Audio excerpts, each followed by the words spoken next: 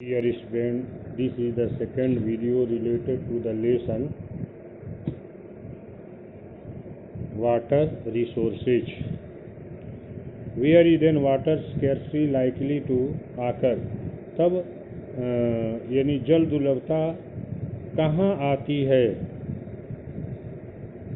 किन क्षेत्रों में आती है? As you have read in the hydrological cycle, जैसे कि आपने जल चक्र में पढ़ा है, fresh water can be obtained directly from precipitation, कि ताज़ा जल यह सीधे वर्षा के जल से प्राप्त हो सकता है, वर्षण से प्राप्त हो सकता है।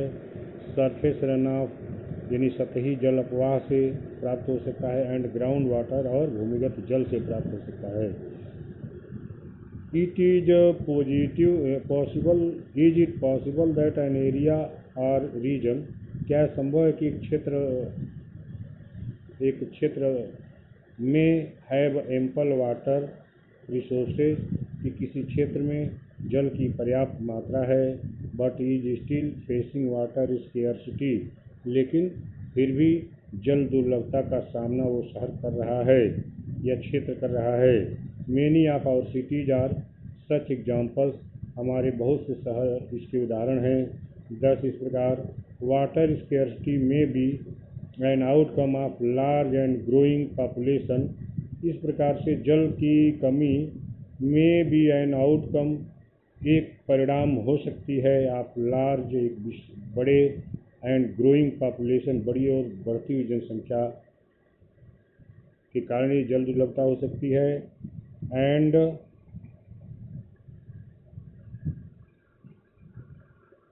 And consequent greater demand for water, और इसके इसके परिणाम स्वरूप जल की अत्यधिक मांग के कारण जल दुर्लभता हो सकती है। अत्यधिक जनसंख्या के लिए जल की अधिक मांग से जल दुर्लभता हो सकती है। And unequal access to it, और असमान पहुंच, जल तक असमान पहुंच भी इसका कारण हो सकती है।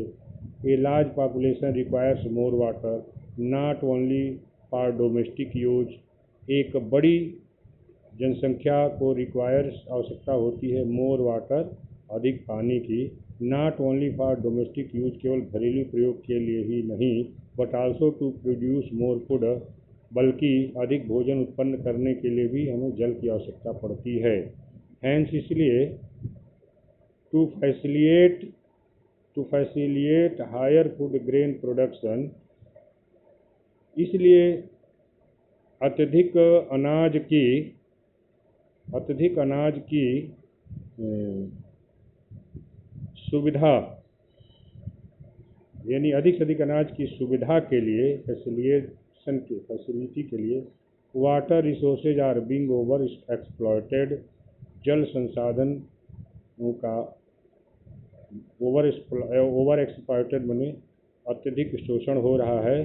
टू एक्सपेंड मने विस्तार करने के लिए, इरिगेटेड एरिया, सिंचित क्षेत्रों के विस्तार के लिए, फॉर ड्राई सीजन एग्रीकल्चर, सूखे मौसम की कृषि के विस्तार के लिए अधिक से अधिक जल का प्रयोग हो रहा है। Irrigated agriculture is largest consumer of water, तो सिंचित कृषि जो है यह जल का सबसे बड़ा कंज्यूमर है, उपभोक्ता है। Now it is needed to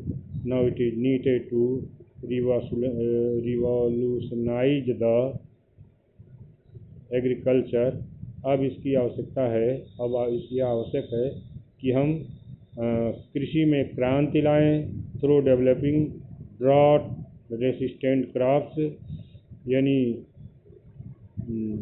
drought resistant crops माने सूखे की प्रतिरोधकता से विकसित फसलों को उत्पन्न करके अब हम क्रांति लाएं।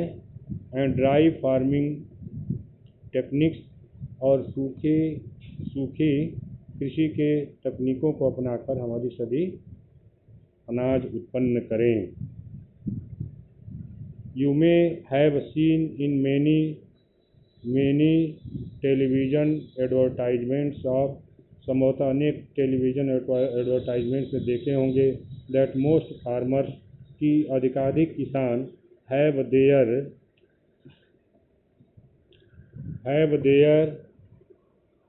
Own wells and tubewells in their farms, कि बहुत से किसानों के उनके अपने कुएं और ट्यूबवेल्स उनके अपने अपने खेतों में हैं फॉर इरिगेशन, सिंचाई के लिए, टू इंक्रीज देयर प्रोड्यूस, कि वे अपना उत्पादन बढ़ा सकें।